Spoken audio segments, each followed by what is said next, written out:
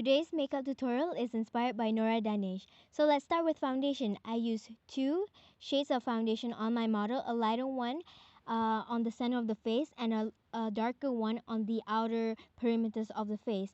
I'm applying this using a damp foundation sponge to shear out the product because my foundation is pretty thick and full coverage.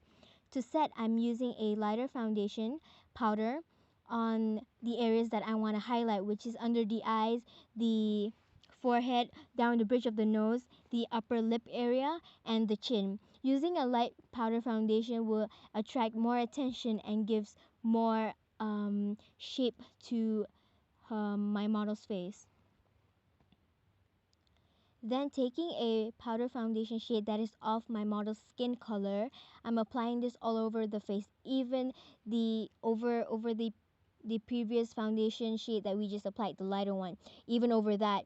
Don't worry if you think we're using too much powder because we are applying this using a damp foundation sponge. A sponge will make sure that our foundation, we don't put too much foundation on because it kind of absorbs the excess powder.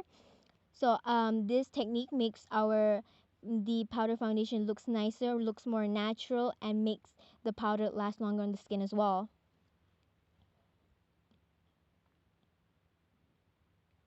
Then taking a darker powder foundation, I'm applying this on the sides of her face just to slim down her face a bit because her face is really round. And then I'm using this as a bronzer because I'm using this to sculpt her cheekbones just a little bit, and I'm also using this along the sides of her nose just to cheat a smaller looking nose because this gives an illusion of a shadow, and the shadow would actually gives a slimmer nose bridge effect. Yeah. And then you want to make sure your face is dry because we are using a damp sponge for everything. You want to make sure your face is dry before we use the contour powder because we are using the contour powder dry. As you can see, I'm using this on the sides of her face to slim her face down even more. I'm going right in the hair, and sculpting her cheekbones just a little bit, just to make her cheekbones pop.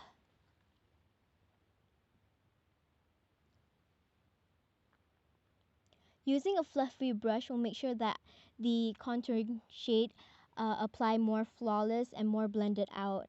Then I'll be using a peachy pink blush just to match up with the pink lipstick that I'll be putting on her. And I'm making sure that both sides have the same amount of cheek product on. And then to highlight her cheekbones, I'm using a highlighter, a shimmery highlighter on her cheekbones, and then I'm running this along the bridge of the nose and then her upper lip area just to like make her lips look more plumped.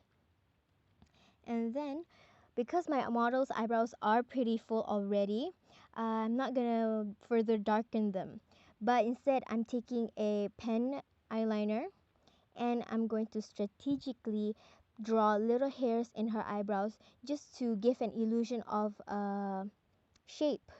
Because her eyebrows are already full, I don't want to further darken them in with like a powder or a pencil because she doesn't need it. I'm doing just a little bit of using just a little bit of how do you say this? As you can see, I'm just doing just a little bit of work on her eyebrows, but this makes a lot of difference to the shape and the appearance because it looks more polished, as you can see by comparing the two. Then you want to make sure that both sides are the same shape.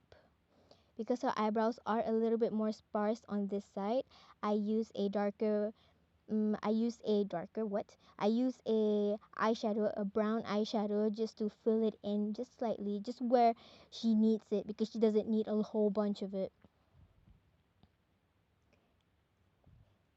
Then moving on to the eyes, before I use a eyeshadow, I use an eyeshadow primer. And eyeshadow primer will make sure that our eyeshadow lasts all day without creasing.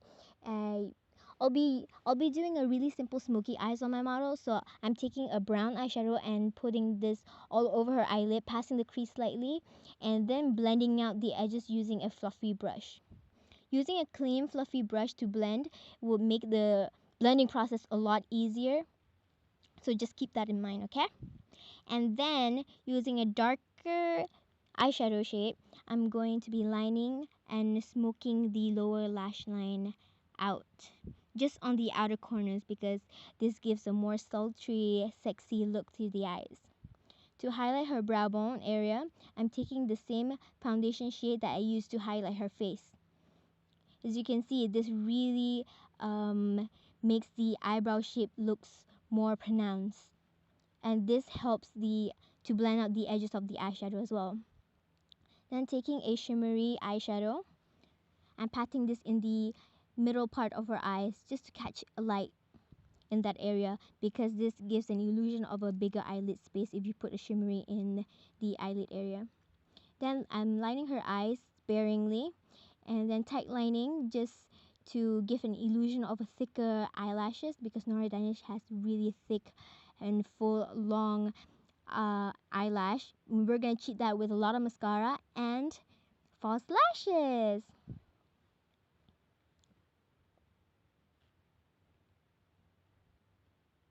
This lipstick is really bright in person. I don't think the camera is doing it any justice because it is so bright and so pretty. It's so eye-catching. And I'm applying that and it kind of matches with the cheeks that I put on. And I'm highlighting her inner corners. And then we're done with the look.